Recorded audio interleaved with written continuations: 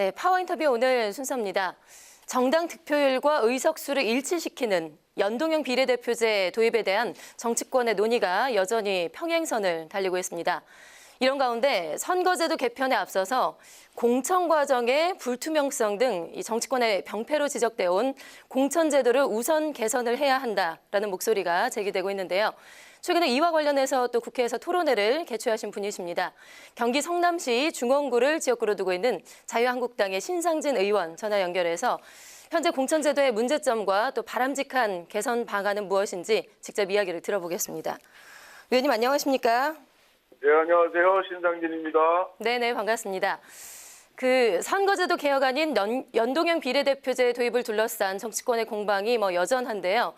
특히 5당에서 합의문을 발표한 이후에도 한국당에서는 연동형 비례대표제에 대해서 연일 부정적인 입장을 밝히고 있는데 의원님께서 보시기에는 연동형 비례대표제 어떻게 좀 보고 계신지요? 네, 연동형 비례제도라는 비례대표제가 독일에서 이제 시행을 하고 있는데요. 예. 사실 비례성을 국민이 이제 어느 정당에 투표를 해서 거기에 맞게 이렇게 의석수를 배분하는 그런 측면에서는 비례성을 높인다는 장점은 있는 제도인데요. 예. 근데 실제 독일에서 작년에 총선에서 제일 문제가 의석수가 많이 늘어난다는 겁니다. 예. 의석수가 왜 이렇게 늘어나냐면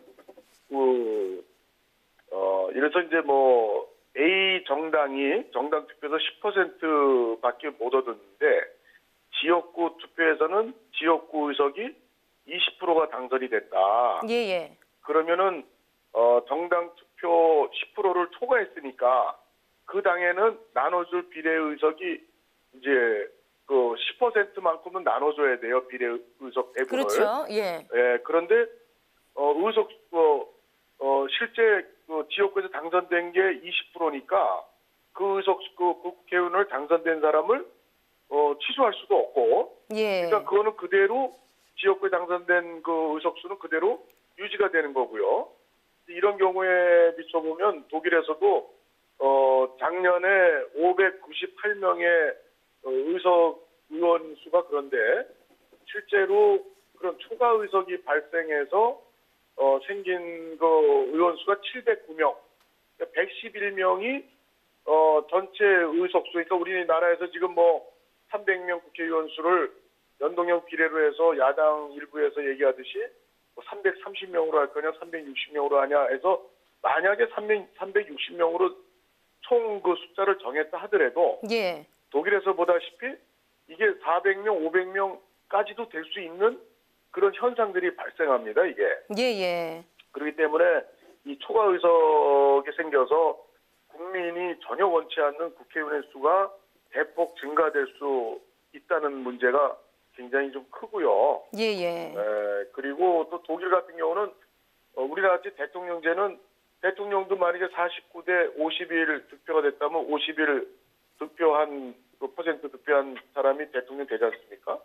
그럼 49%는 비례로 반영될 게 없죠, 대통령 선거에서. 그러니까 독일은 내각제를 하고 있어요, 그렇죠? 예. 그러니까 내각제를 하는 나라에서 독일에서 연동형 비례제가 시행되고 있는 겁니다. 그럼에도 불구하고 그런 많은 문제가 발생하고 있고 그래요. 하여튼 그래서 이 독일에서 하는 연동형 비례제를 우리나라에 거기서 하고 있으니까 우리도 하자. 네. 이런 거는 좀 이렇게 현실에 맞지 않는다고 보고요. 이제 그 장점에도 불구하고 이런 단점들이 있기 때문에 결국 이거는 또한 이것이 이제 공천 과정이 비례 대표 우리나라에서 보면 비례를 어떻게 공천하는지 같은 당의 지도부에 있는 국회의원들도 잘 몰라요, 이거를. 예. 그러니까 아주 불투명하죠, 우리나라는. 예. 그래서 그 부분에 대해서 좀 질문을 드릴까 하는데 연동형 비례대표제에 대해서 자세하게 잘 설명을 해주셨고요. 장단이 분명히 존재한다라고 말씀을 해주셨는데 이 부분에 대한 문제 제기가 있습니다. 만약에 연동형 비례대표제가 도입이 된다면 그 정당의 공천은 지금보다도 앞으로 훨씬 더 중요해지겠죠. 그런데 예. 사실 우리나라에서는 선거철만 되면 뭐 밀실 공천이다, 공천 학살이다 이런 공천 잡음이 계속해서 끊이지 않고 나오고 있는데요. 예. 지금 이런 공천 제도의 문제점이 무엇이고 이런 문제가 발생하는 원인은 어디에 있다고 보시는지요? 지금 우리나라 공천 제도는 그야말로 밀실 공천이죠. 그리고 예. 막장 공천 경우도 생기고, 그래서 이건 결국은 또 이것이 또 정당 내의 어떤 줄서기, 계파의 부정적 계파 활동이 또 성행해서 올바른 정당 정치로 발전하는데 굉장히 어려운 장애를 초래하는데요. 예. 그러니까 이 공천제도의 문제는 앞으로 이 연동형 비례대표 전에 선거구제 변경하기 전에 제일 중요한 게 공천제도의 투명성, 또 공정성 이런 것이 확보해야 된다고 봅니다. 예.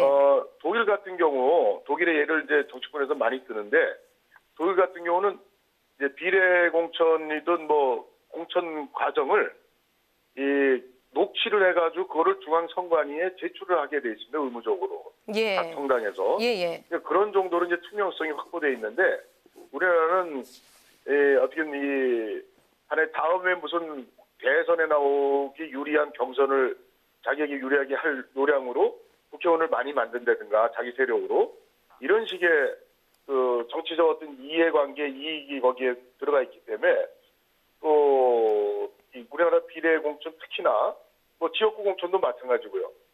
그런 점은 굉장히 그 부정적인 요소가 대단히 많습니다. 그래서 예. 공천제도가 개혁되고 투명하게 되지 않으면 선거구제를 바꾸는 것이 더 큰 문제를 초래할 수 있겠다 이렇게 생각합니다. 예. 그러니까 의원님께서 말씀하신 그 이유로 선거제도 개편에 앞서서 공천제도를 우선 먼저 개혁을 해야 된다라는 말씀이 충분히 일리가 있는 것 같습니다. 그래서 이를 좀 해결하기 위해서 뭔가 특단의 조치가 하루빨리 좀 마련이 돼야 할 것 같은데 이번에 개최를 하신 토론회에서 이와 관련된 논의가 있었다고 들었어요. 이런 공천제도의 문제점을 개선하기 위한 어떤 좋은 방안들이 좀 나왔습니까? 예, 아마 그 저희 그 토론회에서 그 교수님들하고 또 뭐 전문가분 나오셔서 대체적으로 좀 공감되는 부분이 상향식 공천 제도를 이제 주로 강조들 하셨어요. 예. 그래서 우리나라에서도 또 우리 지난 20대 총선 2016년도에도 상향식 공천을 정당 간에 예. 그 법제화하는 문제 가지고 논의가 있었는데 결국은 불발이 됐는데요. 법안도 발의가 됐었고요. 근데 이제 통과가 안 됐는데 결국은 이 당원과 국민들한테 공천권을 돌려주자 이런 취지에서 미국식 그 선거 공천 과정 이런 거를 도입을 반드시 해야 된다고 생각하고 전문가들이 이렇게 이구동성 주장을 하셨어요. 그래서 제가 보기에도 이번 내후년 21대 총선에서는 정말 반드시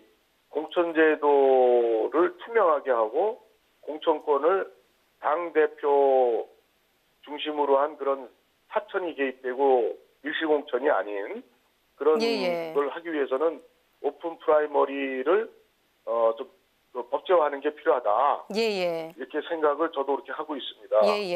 그 말씀하신 오픈 프라이머리가 당원과 국민에게 공천권을 넘겨주는 그런 제도인데 그런데요, 실제로 이게 사실 뭐 선거인단의 면면을 좀 살펴보면 결국에는 또 이해관계가 얽혀 있는 경우가 또 많아서 자칫 그 일부 국민이 이런 과잉의 대표성을 행사할 수 있다라는 지적도 또 나오고 있는데요. 오픈 프라이머리 또 단점은 그 정당의 이념이나 그런 가치를 실현할 수 있는 후보가 과연 공천이 되느냐, 안 되느냐 이 문제가 또 단점으로 지적이 됩니다, 사실은. 그래서 또 하나 문제는 그 현역 국회의원들이 그 인지도라든가 또 뭐 여러 측면에서 유리하기 때문에 이제 그 현재의 그 당협위원장 또는 현역 국회의원이 그런 자기의 그 유리한 점을 내려놔야 된다. 기본을 그런 측면도 이제 지적이 되고 해서 오픈 프라이머리를 그냥 거칠게 도입을 해서는 안 될 것 같고요. 오픈 프라이머리를 하되 거기 좀 디테일한 좀 장치들을 둬야 될 것 같습니다.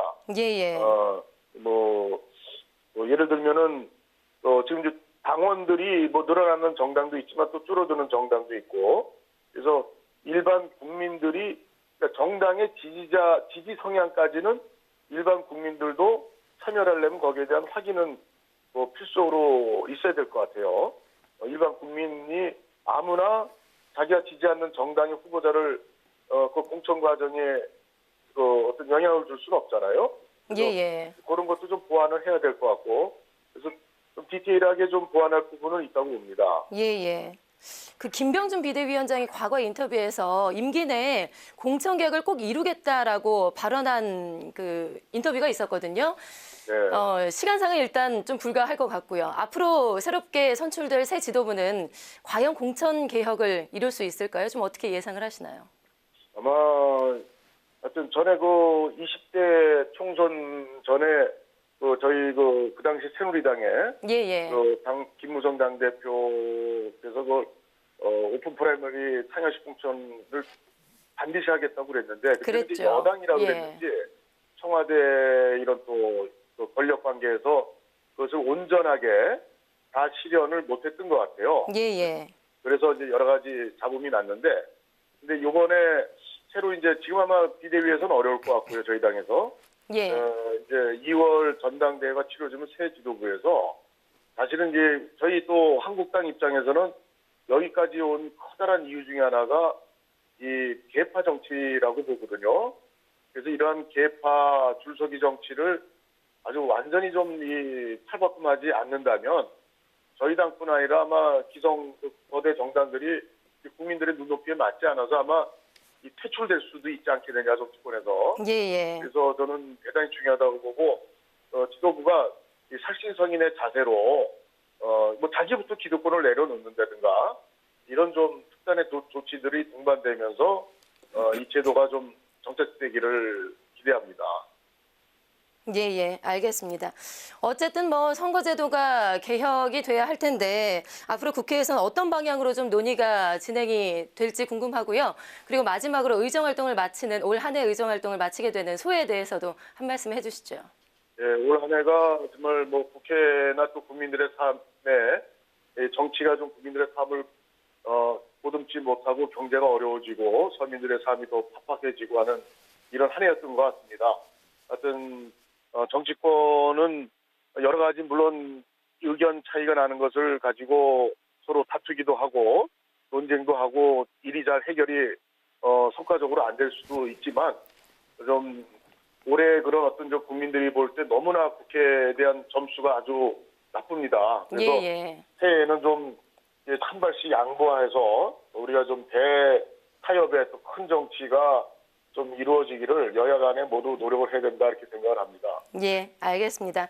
뭐 사실 개헌보다 더 어려운 것이 선거제도 개편이다라는 말도 있는데 당연히 쉽지는 않겠지만 우리 국민의 뜻을 가장 잘 대변할 수 있는 선거제도 그리고 투명한 공천제도가 좀 탄생을 할 수 있기를 바라보겠습니다. 위원님 오늘 말씀 고맙습니다. 네, 감사합니다. 네, 지금까지 자유한국당의 신상진 의원과 말씀을 나눠봤습니다.